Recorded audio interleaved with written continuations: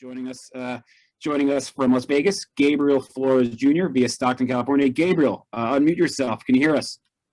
Yeah, I can hear you.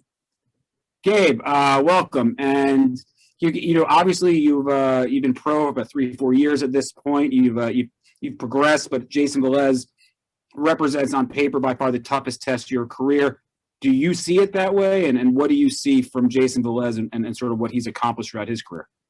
It's on paper. He's my toughest opponent, and yeah, he is going to be my toughest opponent. But I've done a lot of great training, super in shape. As what they say, the training camp is what makes the fights easy.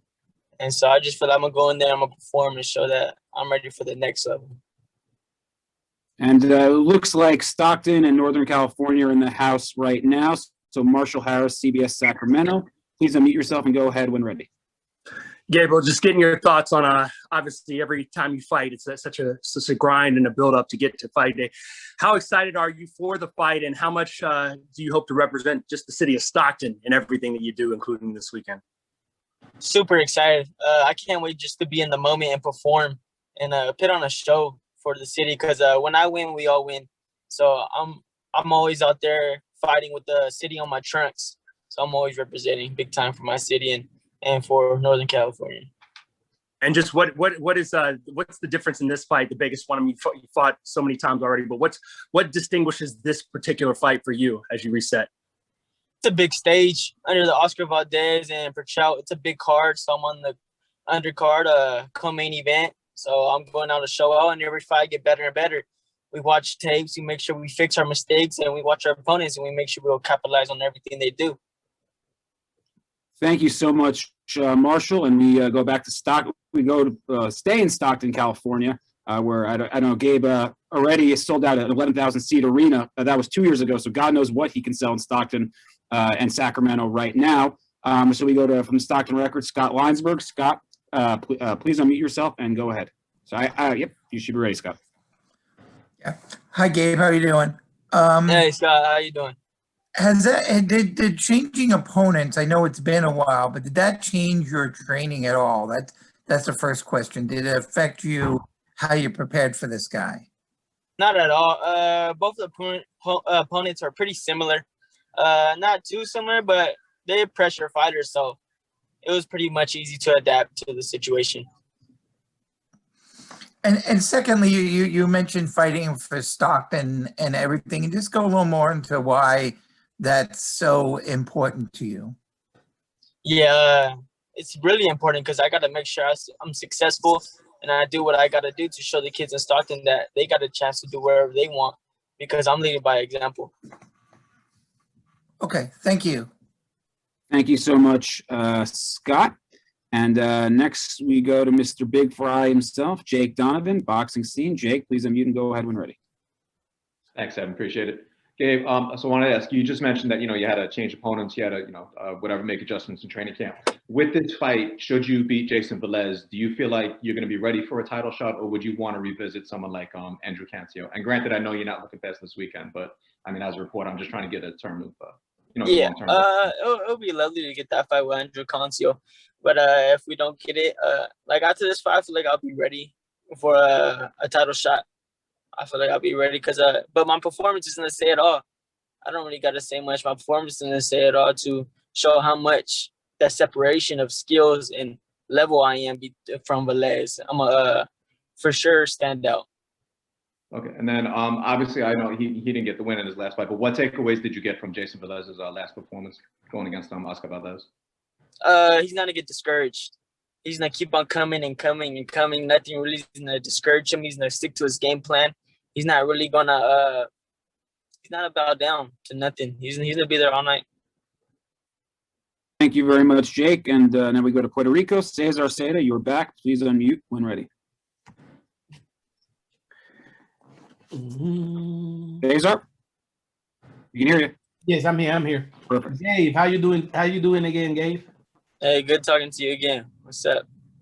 Hey, like I said, we always have to keep it 100 with this situation of being a fighter. We saw this weekend, Bronco Lara went and beat Josh Warrington up there at his home, right? He was a hungry fighter, And we know for a fact that Jason is coming to be a hungry fighter in front of you, a fighter that got all the experience over you. And now he just say in this conference, he say that he's acquiring that patience to face you. So how you see it now after his expression of being patient with you instead of going to put that pressure? It don't matter what he do in there. It really doesn't. I'm gonna beat him at every game he wants to play. Experience, I got a lot of experience on my side. I got Jay Prince, I got Andre Ward, so maybe he's not even up on me on the experience side because I got a lot of experience in my corner. But they can't fight for me. I'm gonna be in there, and I'm that situation with that hungry guy going over there. Congratulations to him doing, but that's not this over here. We're something different.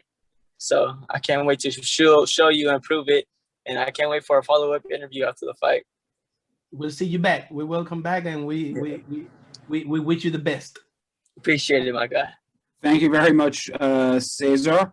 Hold on 1 second, just to make sure Gardy, please unmute when ready, and you should be good to go. All right, next we got a lot of questions here. Who do I go to do a random here? Ernesto Amador. Ernesto, unmute and go ahead. Hey, Gabe, it's a pleasure to see you and talk to you. I do the blow by blow in your pro debut, and I never forget that you promised to your mother that you're going to be a world champion. Now you are closer than ever. And how is the feeling, dear Gabe? It feels great. Like I said, I just can't wait to be in the moment and show more than talk. I'd rather show and be in there February 20th. So I'm excited and I'm ready. Locked and loaded.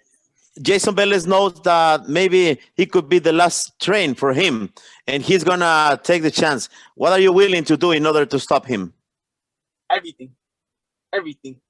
But February 20th is just going to be a display of my greatness and show you how much I'm ready for a world title fight. I feel it's not going to be competitive at all. Thank you very much, Ernesto. As a note, any of our Hispanic media, Puerto Rico, any of our Hispanic media, if you'd like to ask the questions in Spanish for Gabe, we can have Gardy there who can translate it back in Gabe's answer back in Spanish for you. So that of course, is an option as well. Let's see who we've got here. We're going to actually go to the UK. Jonathan Nagyoff from Pro Boxing Fans. Jonathan, please unmute yourself and go ahead. Cheers, Evan. Hey, Gabe. You mentioned working with Jay Prince, Andre Ward. I just wondered what you can tell us on the impact he's had on your career. Has he given you any good advice you can tell us? They both had a huge impact and great advice, so much advice from working on the inside with Andre Ward. He's been at the gym with me, telling me what to do, little pockets, little tactics I could do. So much experience. We could go in so much detail what they both have taught me so far that I've been with them, but it upped my game. I could say that for sure. I raised the level being with them. All right, and next we will go to Lucas Kettle. Lucas, please unmute and go ahead when ready. How was the inclusion of the track work? What's up with it?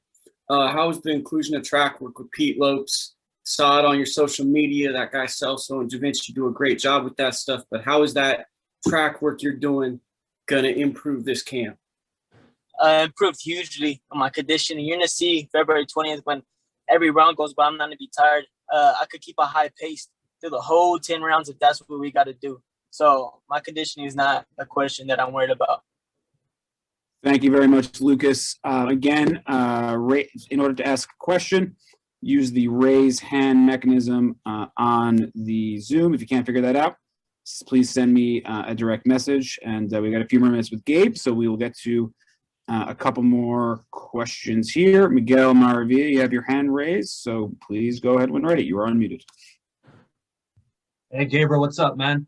First of all, you mentioned good, man. You mentioned that this fight, it wasn't gonna, it's gonna be pretty much one-sided, that you're gonna take it. Is this the year we finally see you fight for a world title?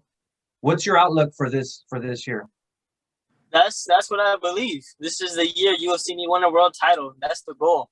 But I want to see fight by fight if we get it. I want to just keep on pushing, and the performance is everything, showing that I'm ready. So that's the main focus right now, is February 20th and showing everybody that I'm ready for that stage. Perfect. Thank you very much. And looks like we've got a couple final questions. Hold on one second. Ivan Montiel, your hand is raised. Please go ahead and ready. Thanks, Ivan. It's Ivan from Boxing Talk. Flores, I spoke to Velez, and as always, he wants to make it a war. So my question is, are you going to make it a war? Are you going to do what Velez wants, or are you just going to simply box? I control the pace in the fight. I'm going to control everything. Whatever I'm doing in the ring is because I want to do it. Like I said, I'm going to be really controlling. I'm going to do whatever I want in there. I'm going to look like the most experienced fighter in there. I'm going to look like I was the one pro for longer years, for sure, in there. So I'm not going to give in to his game plan, is what I'm saying. Thank you very much. And I think now we go back to your neck of the woods, Gabe. Again, Stockton and what is it, the Central Valley, Gabe, or not? Or is Stockton technically the Central Valley? I don't want to get it wrong. It's northern Cali, but it's the Valley too. God, I don't. But it's northern Cali. I don't want to get that wrong. So I had to clarify. So from around your neck of the woods, Mike Rueda. Mike, please unmute yourself and go ahead. Yeah, thank you. And it's we're considered all the same in a way, Central Valley, Stockton, and all that.